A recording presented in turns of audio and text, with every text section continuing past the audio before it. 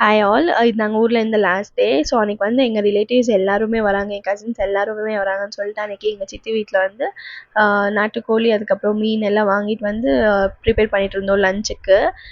Total ஒரு 15 members இருப்போம் நாங்கள் எல்லோரும் சேர்ந்தா.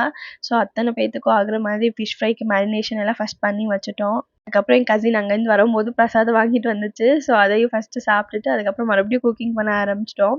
அங்கே கோவில்கிட்ட வந்து ஸ்னேக் அண்ட் லேடர் வித்துட்டு இருந்தாங்க. ஸோ அதை வாங்கிட்டு வந்து எல்லாரும் சின்ன பசங்க மாதிரி உட்காந்து ஸ்னேக் அண்ட் லேடர் விளையாண்டுட்டு இருந்தோம். அதுலேயும் சீட்டிங்கு எல்லாம் பண்ணி விளையாண்டுட்டு இருந்தோம்.